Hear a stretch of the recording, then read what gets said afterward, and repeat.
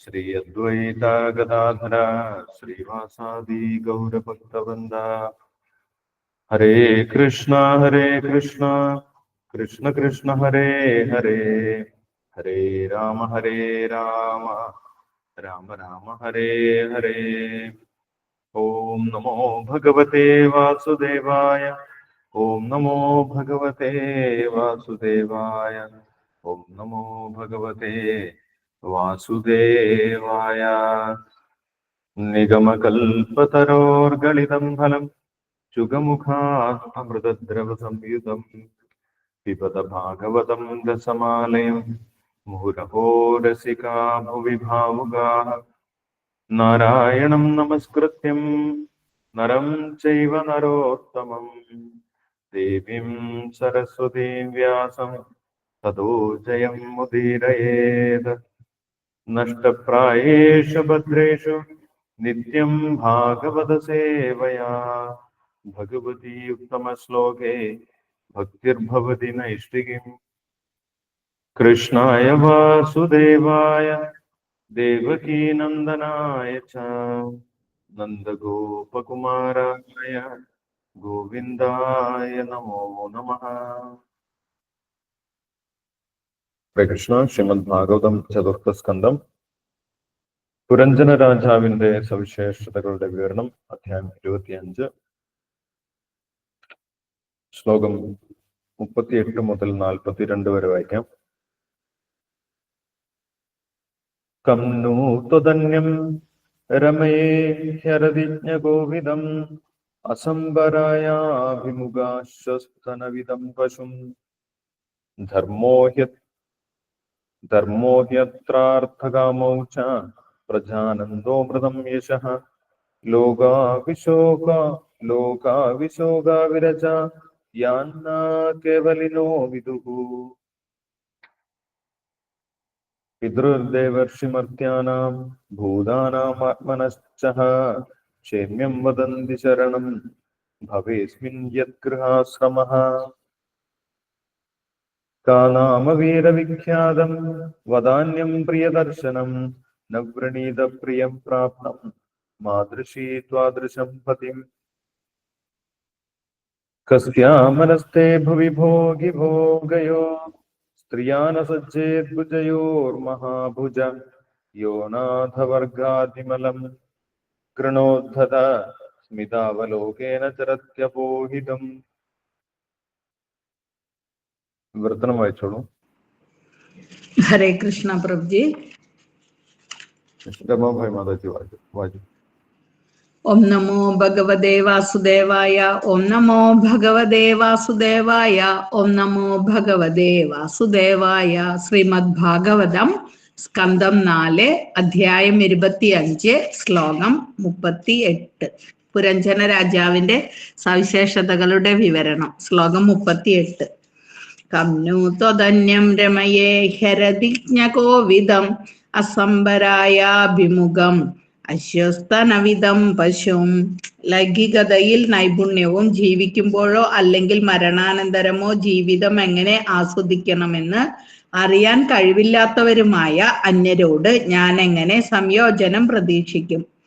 അത്തരം വിഡ്ഢികളായ വ്യക്തികൾ മൃഗങ്ങളെ പോലെയാണ്. എന്തുകൊണ്ടെന്നാൽ അവർക്ക് ഈ ജീവിതത്തിലും മരണാനന്തരവും ഇന്ദ്രിയ ആസ്വാദന പ്രക്രിയ വശമില്ല. ശ്ലോകം 39. ധർമ്മോ ഹി അത്രാർത്ഥകാമൗ ച പ്രജാനന്ദോ അമൃതം യശഃ ലോകാവിശോകാ വിരജാ യാന്ന കോവിനോ വിദുഃ. സ്ത്രീ തുടർന്നു, ഈ ഭൗതിക ജീവിതത്തിൽ ഒരു ഗൃഹസ്ഥനെ ധാർമ്മികത, സാമ്പത്തിക അഭിവൃദ്ധി, ഇന്ദ്രിയ ചാരിതാർത്ഥ്യം, സന്താനോൽപാദനം, പുത്രന്മാർ, പൗത്രന്മാർ എന്നിങ്ങനെ എല്ലാ തരത്തിലുള്ള സന്തോഷങ്ങളും ലഭ്യമാകുന്നു. അതിനുശേഷം ഒരുവൻ മോക്ഷവും ഭൗതികമായ കീർത്തിയും ആഗ്രഹിക്കാവുന്നതാണ്. തനിക്ക് ഉന്നത ഗ്രഹ സംവിധാനങ്ങളിലേക്ക് ഉയർച്ച നേടിത്തരുന്ന യജ്ഞഫലങ്ങളെ അവന് വിവേചിച്ചറിയാൻ കഴിയും. അതീന്ദ്രിയവാദികൾക്ക് ഈ സന്തോഷങ്ങളെക്കുറിച്ച് പ്രായോഗിക ജ്ഞാനമില്ല. അവർക്ക് അത്തരം സന്തോഷങ്ങൾ വിഭാവന ചെയ്യാൻ പോലും കഴിയില്ല. ശ്ലോകം 40. പിതൃദേവർഷിമർത്യാനാം ഭൂതാനാമാത്മനശ്ചാഹ ക്ഷേമ്യം വദന്തി ശരണം ഭവേ അസ്മിൻ യദ്ഗൃഹാശ്രമ. സ്ത്രീ തുടർന്നു, പ്രാമാണികരുടെ അഭിപ്രായ പ്രകാരം ഒരുവന്റെ ഗൃഹസ്ഥ ജീവിതം അവനെ മാത്രമല്ല അവന്റെ എല്ലാ പിതൃക്കളെയും ദേവന്മാരെയും മഹാമുനിമാരെയും വിശുദ്ധ വ്യക്തികളെയും സന്തുഷ്ടരാക്കും. ഗൃഹസ്ഥാശ്രമ ജീവിതം അപ്രകാരം ഗുണപ്രദമാണ്. ശ്ലോകം 41. കാനാമ വിഖ്യാതം വദാന്യം പ്രിയദർശനം നവ്രണീത പ്രിയം പ്രാപ്തം മാതൃശീ ത്വാദൃശം പതിയും. അലയോ ധീരനായക, ഈ ലോകത്തിൽ ആർക്കാണ് താങ്കളെപ്പോലുള്ള ഒരാളെ ഭർത്താവായി സ്വീകരിക്കാതിരിക്കാൻ കഴിയുക? താങ്കൾ അത്രമേൽ പ്രശസ്തനും മഹാമനസ്കനും മനോഹരനും നിഷ്പ്രയാസം പ്രാപിക്കാൻ കഴിയുന്നവനുമാണ്. ശ്ലോകം 42. കസ്യാമനസ്തേ ഭൂയിഭോഗി ഭോഗയോഹോ സ്ത്രീയാ ന സജ്ജേത് ഭുജയോർമഹാഭുജ യോ അനാഥവർഗാദിമലം ഋണോദദ സ്മിതാവാലോകേന ചരിത്യബോഹിതും. അലയോ മഹാബാഹു, സർപ്പങ്ങളുടെ ഉടലുകൾ പോലുള്ള അങ്ങയുടെ കരങ്ങൾ ഈ ലോകത്തിൽ ആരെയാണ് ആകർഷിക്കാത്തത്? വാസ്തവത്തിൽ താങ്കൾ താങ്കളുടെ ആകർഷകമായ പുഞ്ചിരിയാലും വിനാശകരമായ കൃപയാലും ഞങ്ങളെപ്പോലെ ഭർത്താക്കന്മാരില്ലാത്ത സ്ത്രീകളുടെ ദുഃഖങ്ങൾ അകറ്റുകയാണ് ചെയ്യുന്നത്. ഞങ്ങൾക്ക് ഗുണം ചെയ്യാൻ മാത്രമാണ് താങ്കൾ ഈ ഭൂമിയുടെ ഉപരിതലത്തിൽ സഞ്ചരിക്കുന്നതെന്ന് ഞങ്ങൾ കരുതുന്നു. ഹരേ കൃഷ്ണ കൃഷ്ണ കൃഷ്ണ ഹരേ ഹരേ, ഹരേ രാമ രാമ രാമ ഹരേ ഹരേ. ഹരേ കൃഷ്ണ പ്രഭുജി, ഹരേ കൃഷ്ണ. ഹരേ കൃഷ്ണ. Thank you Ramabai Mataji. ഹരേ കൃഷ്ണ. ഇപ്പോൾ പുരഞ്ജന രാജാവ് മനുഷ്യ ശരീരത്തിൽ എത്തിപ്പെട്ട സമയത്ത് അവിടെ മനസ്സിനെ പരിചയപ്പെട്ടിട്ടുണ്ടായിരുന്നു. തടാകത്തിന്റെ രൂപത്തിൽ മനോഹരമായിട്ടുള്ള മനസ്സ്, മനോഹരമായിട്ടുള്ള സങ്കല്പങ്ങൾ. കുടുംബജീവിതത്തിലൂടെ ഈ ജീവിതം വളരെയധികം ആസ്വാദികരമാണ്, ഇവിടെ എല്ലാം മനോഹരമാണ് എന്നുള്ള ഒരു സങ്കല്പത്തോടു കൂടി അവിടെ ഒരു മനസ്സ് എന്ന് പറഞ്ഞ ഉദ്യാനം ഉണ്ടായിരുന്നു. ആ ഉദ്യാനത്തിൽ ഒരു സ്ത്രീ, മനോഹരിയായിട്ടുള്ള ഒരു സ്ത്രീ ആരെയോ അന്വേഷിച്ച് നടക്കുന്നത് പുരഞ്ജനൻ കണ്ടു. യഥാർത്ഥത്തിൽ അത് ഭൗതികമായിട്ടുള്ള ബുദ്ധിയായിരുന്നു. യഥാർത്ഥ ബോധത്തെ അന്വേഷിച്ച് നടക്കുന്ന ബുദ്ധിയായിരുന്നു പുരഞ്ജനൻ, ആ ജീവാത്മാവ് കണ്ടിട്ടുണ്ടായിരുന്നത്. ആ ബുദ്ധിക്ക് മുന്നിൽ 5 തലയുള്ള ഒരു സർപ്പവും ബുദ്ധിക്ക് പുറകിലായിട്ട് അനുചരന്മാരായിട്ട് 10 അംഗരക്ഷകരും, ആ അംഗരക്ഷകർക്ക് ഓരോരുത്തർക്കും 100 പത്നിമാരും അകമ്പടി സേവിച്ചിട്ടുണ്ടായിരുന്നു. അപ്പോൾ പുരഞ്ജനൻ ആ ബുദ്ധിയോട് ചോദിക്കുന്നുണ്ട്, നീ ആരാണ്? നീ എവിടെ നിന്നാണ് വന്നിട്ടുള്ളത്? നിന്റെ കൂടെയുള്ള ഈ ഒരു നിന്നെ സംരക്ഷിക്കുന്ന സർപ്പം ഇത് യഥാർത്ഥത്തിൽ ആരാണ്? നിന്റെ അംഗരക്ഷകരൊക്കെ ആരാണ്? അവരുടെ പത്നിമാർ ആരെല്ലാമാണ് എന്ന് പുരഞ്ജനൻ ചോദിച്ച സമയത്ത് അതിനുള്ള കൃത്യമായിട്ടുള്ള ഒരു മറുപടി പറയാൻ ആ ഭൗതികമായിട്ടുള്ള ബുദ്ധിക്ക് സാധിച്ചില്ല. യഥാർത്ഥത്തിൽ ഞാൻ എവിടെ നിന്നാണ് വന്നിട്ടുള്ളത്, എന്റെ ജീവിതത്തിന്റെ ലക്ഷ്യം എന്താണ്, ഞാൻ എങ്ങോട്ടാണ് പോകുന്നത്, എന്റെ യഥാർത്ഥ ധർമ്മം എന്താണ്, ഇതൊന്നും എനിക്ക് കൃത്യമായിട്ട് അറിയില്ല എന്നാണ് ആ ബുദ്ധി മറുപടി പറഞ്ഞത്. അപ്പോൾ ആത്മീയമായിട്ടുള്ള ബോധമില്ലാത്ത ഭൗതികമായിട്ടുള്ള വിഷയങ്ങളെ കുറിച്ച് മാത്രം ചിന്തിക്കുന്ന ഒരു ബുദ്ധിയാണ് ഇവിടെ ആ സ്ത്രീ പ്രതിനിധീകരിക്കുന്നത്. അപ്പൊ അതിന് ആത്മീയമായിട്ടുള്ള ഒരു ബോധമൊന്നുമില്ല.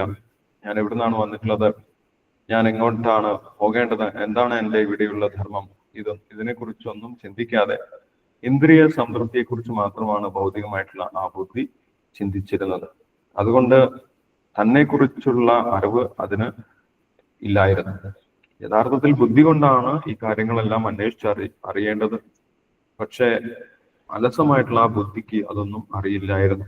അതിന് ആകെ അറിയുന്നത് ഇന്ദ്രിയ തൃപ്തിയെ കുറിച്ചായിരുന്നു. അപ്പോൾ ഇതൊന്നും അറിയില്ല എന്ന് പറഞ്ഞതിന് ശേഷം ആ ബുദ്ധി പറഞ്ഞിട്ടുണ്ടായിരുന്നു, എനിക്ക് ആകെ അറിയുന്നത് ഈ ശരീരത്തിൽ 100 വർഷം സുഖമായിട്ട് ജീവിക്കാം, ഈ ശരീരത്തിൽ ഇന്ദ്രിയ തൃപ്തിക്കുള്ള എല്ലാവിധ സൗകര്യങ്ങളുമുണ്ട്, ആ കാര്യം എനിക്ക് അറിയാം എന്ന് ആ ബുദ്ധി പറഞ്ഞിട്ടുണ്ടായിരുന്നു. അപ്പോൾ ഭൗതികമായിട്ടുള്ള ബുദ്ധി ആകെ ചിന്തിക്കുന്നത് ഇന്ദ്രിയ സംതൃപ്തിയെ കുറിച്ച് മാത്രമാണ്. ആകെ ഒരു ജീവിതം മാത്രമേ ഉള്ളൂ, 100 വർഷമാണ് ആയുസ്സുള്ളത്. അതിൽ സുഖമായിട്ട് ജീവിക്കാം, അതിൽ എല്ലാവിധ ഇന്ദ്രിയ സംതൃപ്തനങ്ങളും ചെയ്ത് സുഖമായിട്ട് ജീവിക്കാം എന്നുള്ളതാണ് ഭൗതിക ബുദ്ധി ഈ പുരഞ്ജനൻ എന്ന് പറഞ്ഞിട്ടുള്ള ജീവാത്മാവിന് ഉപദേശിച്ചു കൊടുത്തിട്ടുള്ളത്. അപ്പോൾ ഭൗതിക ബുദ്ധി മനുഷ്യ ശരീരത്തിൽ ഒരു ജീവാത്മാവിനെ ഇന്ദ്രിയ സംതൃപ്തിയിലേക്ക് എങ്ങനെയാണ് കുടുക്കിയിടുന്നത്, എങ്ങനെയാണ് ബന്ധിപ്പിക്കുന്നത് എന്നിവിടെ നമുക്ക് കാണാൻ സാധിക്കും. ഭൗതിക ബുദ്ധി എന്തെല്ലാം ഉപദേശമാണ് ഒരു ജീവാത്മാവിന് കൊടുക്കുന്നത്, ആത്മീയ ബോധമില്ലാത്ത ഒരു ബുദ്ധി പറയുന്നതാണ് നമുക്കിവിടെ കാണാൻ സാധിക്കുന്നത്. ആ ബുദ്ധി എന്താണ് പറയുന്നത്? കണ്ണുതന്യം രമേ ഹരവിജ്ഞഗോവിതം അസംബരായാഭിമുഖ അശ്വസ്തനാവിധം പശും. ആ ഭൗതിക ബുദ്ധി പറയുന്നത് ഇന്ദ്രിയ സംതൃപ്തി അതാണ് ജീവിതത്തിന്റെ ഏറ്റവും ഉന്നതമായിട്ടുള്ള നേട്ടം. ഇന്ദ്രിയ സംതൃപ്തിയെ കുറിച്ച് അറിയാത്ത വ്യക്തികൾ, ഹരവിജ്ഞ ഗോവിതം, ഇന്ദ്രിയ സംതൃപ്തിയെ കുറിച്ച് അറിയാത്ത ആളുകൾ എങ്ങനെയുള്ള ആളുകളാണ്? അവർ മൃഗങ്ങളെ പോലെയാണ് എന്നാണ് ഇവിടെ ഭൗതിക ബുദ്ധി പറഞ്ഞു കൊടുക്കുന്നത്. അപ്പോൾ ഒരു മനുഷ്യ ജീവിതത്തിന്റെ ഉദ്ദേശം എന്താണ്? ആകെ ഒരു ജീവിതം മാത്രമേ ഉള്ളൂ, അതിൽ ഇന്ദ്രിയ സംതൃപ്തി കൊണ്ട് സുഖമായിട്ട് ജീവിക്കുക.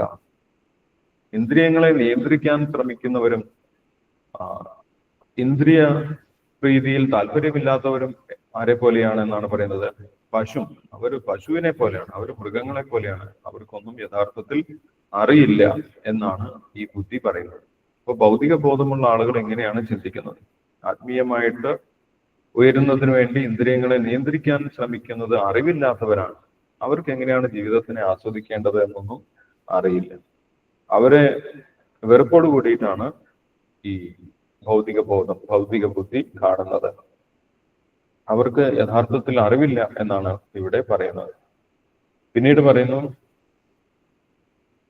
ധർമ്മോ ഹ്യത്രാർത്ഥകാമോ ച പ്രജാനന്ദോ അമൃതം യേശ ലോകാവിശോകാവിരജായാന്ന കേവലിനോ വിദു. യഥാർത്ഥത്തിൽ ഒരു മനുഷ്യൻ എന്തു ചെയ്യണം? ധർമാർത്ഥ കാമമോക്ഷങ്ങൾക്ക് വേണ്ടിയാണ് പ്രവർത്തിക്കേണ്ടത്. ധർമ്മം, അർത്ഥം, കാമം, മോക്ഷം. അപ്പോൾ ഒരു മനുഷ്യൻ ആദ്യം ഒരുപാട് ധനം സമ്പാദിക്കണം, ധാർമ്മികമായിട്ട് ജീവിച്ച് സമൂഹത്തിൽ പേരെടുക്കണം, അതേപോലെ ധാരാളം പണം സമ്പാദിക്കണം, എന്നിട്ട് ഇന്ദ്രിയ സംതൃപ്തിയൊക്കെ ചെയ്യണം. അതാണ് മനുഷ്യ ജീവിതത്തിൽ നമ്മൾ ചെയ്യേണ്ടത്. പിന്നീട് പ്രായമാകുന്ന സമയത്ത് മുക്തിയെ കുറിച്ചൊക്കെ ചിന്തിക്കാം എന്നാണ് ഈ ഭൗതിക ബുദ്ധി ഉപദേശിക്കുന്നത്. ഇത് സാധാരണഗതിയിൽ ഭൗതികരായിട്ടുള്ള ആളുകൾ പറയുന്ന ഒരു കാര്യമാണ്. ആത്മീയമായിട്ടുള്ള കാര്യങ്ങളൊക്കെ ജീവിതത്തിന്റെ അവസാനം ചെയ്താൽ മതി. ആദ്യം എന്താണ് ചെയ്യേണ്ടത്? ധനം സമ്പാദിക്കണം, പിന്നീട് ഇന്ദ്രിയ സംതൃപ്തിക്ക് വേണ്ടിയിട്ട് ഉള്ള കാര്യങ്ങളൊക്കെ ചെയ്യണം. വീടുണ്ടാക്കണം, അതേപോലെ വിവാഹം ചെയ്യണം, സന്താനങ്ങളെ ഉൽപ്പാദിപ്പിക്കണം. അങ്ങനെ സന്താനോൽപാദനം, പുത്രന്മാർ, പൗത്രന്മാർ, ബന്ധുക്കൾ, ഇങ്ങനെയൊക്കെ സുഖമായിട്ട് ഈ ലോകത്തിൽ ജീവിക്കാൻ സാധിക്കും എന്നുള്ള ഒരു ഭൗതിക സങ്കല്പമാണ് ഈ ബുദ്ധി ഉപദേശിച്ചു കൊടുക്കുന്നത്. മറ്റുള്ളവർ അതല്ലാതെ ഇന്ദ്രിയങ്ങളെ നിയന്ത്രിക്കാൻ ശ്രമിക്കുന്നവർ, അവരെ കുറിച്ച് ഇവിടെ പറയുന്നുണ്ട്. ലോകാവിശോകാവിരജ യാന്ന കേവലിനോ വിദും. കേവലികൾ, അതായത് ആത്മീയമായിട്ടുള്ള വിഷയങ്ങളിൽ താല്പര്യമുള്ളവർക്ക് ഇതൊന്നും പറഞ്ഞാൽ മനസ്സിലാവില്ല എന്നാണ് ആ ഭൗതിക ബുദ്ധി പറഞ്ഞു കൊടുത്തത്. ആത്മീയമായിട്ട് താല്പര്യമുള്ളവർ അവർ ഇന്ദ്രിയങ്ങളെ നിയന്ത്രിച്ച് യാതൊരു സുഖവും അനുഭവിക്കാതെ ജീവിക്കുകയാണ് എന്നാണ് ഭൗതികമായിട്ടുള്ള സങ്കല്പം. അപ്പോൾ രണ്ട് ചിന്താഗതിയാണ്. ഭഗവത്ഗീതയിൽ പറയുന്നുണ്ട്, യാനിശാ സർവഭൂതാനാം യസ്യാം ജാഗ്രതി സംയമി യസ്യാം ജാഗ്രതി ഭൂതാനി സാനിശാ പശ്യതോ മുനെ. ഭൗതികമായിട്ട് ചിന്തിക്കുന്ന ആളുകളുടെ പകൽ, മുനിമാർക്ക് രാത്രി സമയമാണ്. മുനിമാരുടെ പകൽ സമയം ഭൗതിക വിഷയികൾക്ക് രാത്രിയാണ് എന്ന് പറയും. രണ്ട് കാഴ്ചപ്പാടാണ്, രണ്ട് ആസ്വാദനങ്ങളാണ്. വിഷയികൾ ഇന്ദ്രിയ തൃപ്തിയിലാണ് ആസ്വാദനം എന്ന് വിചാരിക്കുന്നു. അതിൽ മാത്രമേ സുഖമുള്ളൂ, അതാണ് യഥാർത്ഥ ആസ്വാദനം എന്നാണ് അവർ വിചാരിക്കുന്നത്. മുനിമാർ, ഇന്ദ്രിയങ്ങളെ നിയന്ത്രിക്കുന്നവർ ആസ്വദിക്കുന്നത് ഉള്ളിൽ നിന്ന് തന്നെയാണ്. യോ അന്തസുഖോ അന്തരാരാമ തഥാന്തർജ്യോതിരേവ. അവർക്ക് ഉള്ളിൽ നിന്നാണ് സുഖം ലഭിക്കുന്നത്. ആ സുഖത്തെക്കുറിച്ച് വിഷയികൾക്ക്, ഭൗതികരായവർക്ക് അറിയാത്തത് കൊണ്ടാണ് അവർ പറയുന്നത് അവർക്കൊന്നും അറിയില്ല, അവർക്ക് എങ്ങനെയാണ് ജീവിക്കേണ്ടതെന്ന് അറിയില്ല, അവർ വിഡ്ഢികളാണ്, അവർ വെറുതെ അവരുടെ ജീവിതം പാഴാക്കി കളയുകയാണ് എന്ന് ഇവിടെ ആ ഭൗതിക ബുദ്ധിയും പറയും. യഥാർത്ഥത്തിൽ ഒരു വ്യക്തി ചെയ്യേണ്ടത് ഇന്ദ്രിയ സംതൃപ്തിക്ക് വേണ്ടിയുള്ള ധനം സമ്പാദിക്കുക, സുഹൃത്തുക്കളെ സമ്പാദിക്കുക, വീട്, കൂട്, കുടുംബം ഇങ്ങനെയുള്ള കാര്യങ്ങളൊക്കെ ഉണ്ടാക്കുക, സന്താനോത്പാദനം നടത്തുക, പുത്രന്മാർ, പൗത്രന്മാർ ഇവരൊക്കെ ആയിട്ട് സന്തോഷത്തോടെ ജീവിക്കുക എന്നുള്ളതാണ് ആ ഭൗതിക സങ്കല്പനം. അതാണ് ഇവിടെ ഭൗതികമായിട്ടുള്ള ബുദ്ധി പറഞ്ഞു കൊടുക്കുന്നത്. അങ്ങനെയാണ് യഥാർത്ഥ സന്തോഷം നേടാൻ സാധിക്കുന്നത് എന്നാണ് പറയുന്നത്. മറ്റുള്ളവർക്ക് എങ്ങനെയാണ് സന്തോഷത്തോടു കൂടി ജീവിക്കേണ്ടതെന്ന് അറിയില്ല. ആ ആത്മീയവാദികൾക്ക് എങ്ങനെയാണ് യഥാർത്ഥ സന്തോഷത്തിൽ ജീവിക്കേണ്ടത്, ജീവിതം ആസ്വദിക്കാൻ അവർക്ക് അറിയില്ല. അതുകൊണ്ടാണ് അവർ ഇന്ദ്രിയ നിയന്ത്രണം ചെയ്യുന്നത് എന്ന് പറഞ്ഞു. അപ്പോൾ ഇവിടെ പ്രവൃത്തി മാർഗമാണ് ഈ ഭൗതിക ബുദ്ധി ഉപദേശിക്കുന്നത്. പുണ്യപ്രവൃത്തികളൊക്കെ ചെയ്യുക, ഉയർന്ന ലോകങ്ങളിലേക്ക് പോവുക, അവിടെ കൂടുതൽ ഇന്ദ്രിയാസ്വാദനം ചെയ്യുക, സ്വർഗീയ ലോകങ്ങളിലേക്കൊക്കെ പോവുക, ഇങ്ങനെയുള്ള ഒരു ചിന്തയാണ് ഭൗതികമായിട്ടുള്ള വിഷയത്തിൽ താല്പര്യമുള്ളവർക്ക് ഉണ്ടാവുക. കാമാത്മാന സ്വർഗപരാ ജന്മകർമ്മ ഫലപ്രദ ക്രിയാവിശേഷ ബഹുല ഭോഗൈശ്വര്യ ഗതി പ്രതി എന്ന് ഭഗവാനും ഭഗവത്ഗീതയിൽ പറയുന്നുണ്ട്. കാമത്തെ അടിസ്ഥാനമാക്കിയിട്ടാണ് അവരുടെ ജീവിതം. അതിനുവേണ്ടി എന്ത് ചെയ്യും? പുണ്യപ്രവൃത്തികളൊക്കെ ചെയ്യും. പുണ്യം ചെയ്തു കഴിഞ്ഞാൽ കൂടുതൽ ഭൗതിക സുഖം ആസ്വദിക്കാൻ സാധിക്കുമെന്ന് അവർക്കറിയാം. അതുകൊണ്ട് പുണ്യപ്രവൃത്തികളൊക്കെ ചെയ്യുക, കൂടുതൽ ജീവിതം ആസ്വദിക്കുക, അതാണ് അവരുടെ ഭൗതികമായിട്ടുള്ള ജീവിത സങ്കല്പനം. അതുതന്നെയാണ് ഈ ഭൗതിക ബുദ്ധി ഇവിടെ ഉപദേശിക്കുന്നത്. പ്രവൃത്തി മാർഗമാണ് ഉപദേശിക്കുന്നത്. പിന്നീട് തുടർന്നും ആ ഭൗതിക ജീവിതത്തിന്റെ മഹത്വത്തെ കുറിച്ച് ബുദ്ധി ആ സ്ത്രീ വിശദീകരിക്കുന്നുണ്ട് 40ാമത്തെ ശ്ലോകത്തിൽ. പിതൃദേവർഷിമർത്യാനാം ഭൂതാനാമാത്മനശ്ച ക്ഷേമ്യം വദന്തി ശരണം ഭവേസ്മിൻ യത്ഗൃഹാശ്രമ. അപ്പോൾ എല്ലാവരും ഗൃഹസ്ഥാശ്രമമാണ് സ്വീകരിക്കേണ്ടത് എന്നാണ് ആ സ്ത്രീ പറയുന്നത്. എല്ലാവരും ഗൃഹസ്ഥാശ്രമമാണ് സ്വീകരിക്കേണ്ടത്. ബ്രഹ്മചര്യം, വാനപ്രസ്ഥം, സന്യാസം ഇതൊക്കെ താഴ്ന്ന നിലവാരത്തിലുള്ള കാര്യങ്ങളാണ്. യഥാർത്ഥത്തിൽ ഏറ്റവും ഉന്നതമായിട്ടുള്ളത് എന്താണ്? ഗൃഹസ്ഥാശ്രമത്തിലാണ്. കാരണം എന്താണ്? ഗൃഹസ്ഥാശ്രമത്തിലാണ് ഒരു വ്യക്തി എല്ലാവരെയും തൃപ്തിപ്പെടുത്തുന്നത്. പിതൃക്കളെയും ദേവന്മാരെയും മുനിമാരെയും വിശുദ്ധ വ്യക്തികളെയും ഒക്കെ തൃപ്തിപ്പെടുത്തുന്നത് ഗൃഹസ്ഥാശ്രമത്തിലാണ്. ഗൃഹസ്ഥാശ്രമത്തിന്റെ ചുമതലയാണ് എല്ലാവർക്കും ആവശ്യമായിട്ടുള്ള സൗകര്യങ്ങളെല്ലാം ഒരുക്കി കൊടുക്കുക എന്നുള്ളത് ഒരു ഗൃഹസ്ഥാശ്രമിയുടെ ചുമതലയാണ്. എല്ലാവരോടുമുള്ള കടമ നിറവേറ്റാൻ വേണ്ടി ഒരു ഗൃഹസ്ഥാശ്രമി തീർച്ചയായിട്ടും 5 തരം യജ്ഞങ്ങൾ ചെയ്യണം. പഞ്ചയജ്ഞങ്ങൾ തീർച്ചയായിട്ടും ചെയ്യേണ്ടതാണ്. വൈദിക സംസ്കാരം അനുസരിച്ച് ഗൃഹസ്ഥാശ്രമി 5 തരം യജ്ഞങ്ങൾ ചെയ്ത് എല്ലാവരെയും സംതൃപ്തരാക്കാൻ ശ്രമിക്കും. ദേവയജ്ഞം, പിതൃയജ്ഞം, ഋഷിയജ്ഞം, ഭൂതയജ്ഞം, മനുഷ്യയജ്ഞം എന്ന് പറഞ്ഞിട്ട് 5 തരം യജ്ഞങ്ങൾ ദിവസവും ഒരു ഗൃഹസ്ഥാശ്രമി ചെയ്യണം. അതുകൊണ്ട് എല്ലാവരെയും തൃപ്തരാക്കുന്നത് ഗൃഹസ്ഥാശ്രമിയാണ്. അതുകൊണ്ട് ഗാർഹസ്ഥ്യധർമ്മമാണ് ഏറ്റവും ഉന്നതമായിട്ടുള്ളത് എന്നാണ് ഈ സ്ത്രീയുടെ അഭിപ്രായം. അവർക്ക് യഥാർത്ഥത്തിലുള്ള ഭാഗവത ധർമ്മത്തെ കുറിച്ച് അറിയാത്തത് കൊണ്ടാണ് ഈ ഒരു ഭൗതിക ബുദ്ധി അങ്ങനെ സംസാരിക്കുന്നത്. ഭാഗവത ധർമ്മം അനുസരിച്ച് ഭഗവാനെ മറന്നുള്ള ഗൃഹസ്ഥാശ്രമ ജീവിതം അന്ധകൂപമാണ്. അല്ലെ, ഗൃഹം അന്ധകൂപം, ഇരുട്ടിലാണ് അവർ കഴിയുന്നത്. ഒരു പുല്ലുമൂടിയ കിണർ പോലെയാണ് ഭഗവാനെ ആശ്രയിക്കാത്ത, ഭഗവാന്റെ ഭക്തി ചെയ്യാത്ത ഗൃഹസ്ഥാശ്രമം എന്ന് ഭാഗവത ധർമ്മത്തിൽ പറയും. അതേപോലെ എല്ലാവരെയും തൃപ്തരാക്കുന്നതിന് വേറെ വേറെ യജ്ഞങ്ങൾ ചെയ്യേണ്ട ആവശ്യമില്ല. ഭഗവാൻ ശ്രീകൃഷ്ണന് യജ്ഞത്താൽ തൃപ്തനാക്കി കഴിഞ്ഞാൽ, ഭഗവാനെ തൃപ്തനാക്കി കഴിഞ്ഞാൽ യഥാ തരോർമൂല നിഷേചനേന, എങ്ങനെയാണോ ഒരു വൃക്ഷത്തിന്റെ ചുവട്ടിൽ വെള്ളം ഒഴിച്ചു കഴിഞ്ഞാൽ ആ വൃക്ഷത്തിന്റെ എല്ലാ ഭാഗത്തും അതിന്റെ പ്രയോജനം ലഭിക്കുന്നത്, അതേപോലെ ഭഗവാൻ ശ്രീകൃഷ്ണനെ തൃപ്തിപ്പെടുത്തി കഴിഞ്ഞാൽ എല്ലാ ദേവന്മാരും ദേവിമാരും പിതൃക്കളും എല്ലാവരും തൃപ്തരാകും എന്നുള്ള സത്യം അറിയാത്ത കർമ്മകാണ്ഡ ഭാഗമാണ് ഇവിടെ ഈ സ്ത്രീ പറയുന്നത്. അല്ലെ, ഭഗവാൻ തൃപ്തനായി കഴിഞ്ഞാൽ എല്ലാവരും സ്വാഭാവികമായിട്ടും തൃപ്തരാകും. അതേപോലെ ഭഗവാനെ ശരണം പ്രാപിച്ചു കഴിഞ്ഞാൽ ഗതോ മുകുന്ദം പരിഹൃത്യകർത്ത, ഭാഗവതത്തിൽ പറയുന്നു ഗതോ മുകുന്ദം പരിഹൃത്യകർത്ത, ഭഗവാൻ മുകുന്ദനെ ശരണം പ്രാപിച്ചു കഴിഞ്ഞാൽ എല്ലാവരോടുമുള്ള കടമ തീർന്നു. അതുവരെ മാത്രമേ എല്ലാവരോടും കടമയുള്ളൂ. മറ്റ് ജീവാത്മാക്കളോട്, ദേവന്മാരോട്, പിതൃക്കളോട്, ഋഷിമാരോടൊക്കെയുള്ള കടമ ഒറ്റയടിക്ക് നിറവേറ്റാൻ എന്താണ് ചെയ്യേണ്ടത്? ഭഗവാനെ ശരണം പ്രാപിക്കുക എന്നുള്ളതാണ്. പക്ഷെ ആ ഒരു നിവൃത്തി മാർഗമല്ല ഇവിടെ ഈ ഭൗതിക ബുദ്ധി ഉപദേശിക്കുന്നത്, പ്രവൃത്തി മാർഗമാണ് ഉപദേശിക്കുന്നത്. ദേവന്മാർക്ക് യജ്ഞം ചെയ്യുക, പിതൃക്കൾക്ക് യജ്ഞം ചെയ്യുക, ഇങ്ങനെയുള്ള കാര്യങ്ങളൊക്കെയാണ് ഇവിടെ ഈ ഭൗതിക ബുദ്ധി പുരഞ്ജനന് ഉപദേശിക്കുന്നത്. ഇങ്ങനെ വീണ്ടും ആ പുരഞ്ജനനെ ഭൗതിക ജീവിതത്തിലേക്ക് നയിക്കുന്നതാണ് ഈ സ്ത്രീയുടെ വാക്കുകൾ. ഭൗതിക ജീവിതത്തിലേക്ക് എങ്ങനെയാണ് ഒരു ജീവാത്മാവ് ഭൗതിക ബുദ്ധിയുടെ ഉപദേശം കേട്ട് വീണുപോകുന്നത് എന്ന് നമ്മൾക്കിവിടെ കാണാൻ സാധിക്കും. മാത്രമല്ല, പുരഞ്ജനൻ ആ സ്ത്രീയെ വിവാഹം ചെയ്യണമെന്ന് ആഗ്രഹിച്ചിട്ടുണ്ടായിരുന്നു. അത് പുരഞ്ജനൻ തുറന്നു പറയുകയും ചെയ്തു. അത് തനിക്കും വളരെ സ്വീകാര്യമാണ് എന്ന് ആ സ്ത്രീയും തിരിച്ചു പറഞ്ഞു. അങ്ങേപോലെ മനോഹരനും മഹാമനസ്കനും പ്രശസ്തനുമായിട്ടുള്ള ഒരു പുരുഷനെ ഏത് സ്ത്രീയാണ് ആഗ്രഹിക്കാത്തത്? എനിക്ക് അങ്ങയോടൊപ്പം ജീവിക്കാൻ വളരെയധികം സന്തോഷമാണ് എന്ന് പറഞ്ഞ് ആ സ്ത്രീ പുരഞ്ജനന്റെ വിവാഹ അഭ്യർത്ഥന സ്വീകരിക്കുകയും ചെയ്തു.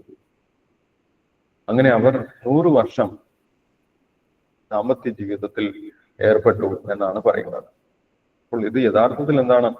ഭൗതിക ചിന്തയിൽ ജീവിക്കുന്ന ഒരു ജീവാത്മാവിന്റെ അവസ്ഥകളെ കുറിച്ചാണ് ഇവിടെ വിവരിക്കുന്നത്. എങ്ങനെയാണ് ഒരു ജീവാത്മാവ് മനുഷ്യ ശരീരത്തിൽ വന്ന് ഭൗതിക ബോധത്തിൽ പെട്ടുപോകുന്നത്, ഭഗവാനെ മറന്ന് വീണ്ടും ഭൗതിക ജീവിതത്തിലൂടെ ജീവിതം ആസ്വദിക്കാം എന്നുള്ള ചിന്തയിലേക്ക് എത്തിച്ചേരുന്നത്, അതിനുശേഷം എങ്ങനെയാണ് ആ ജീവാത്മാവ് ജീവിക്കുന്നത്, ആ ജീവാത്മാവിന്റെ ജീവിതം എങ്ങനെയായിരിക്കും എന്ന് അടുത്ത ശ്ലോകങ്ങളിൽ വിശദീകരിക്കുന്നുണ്ട്.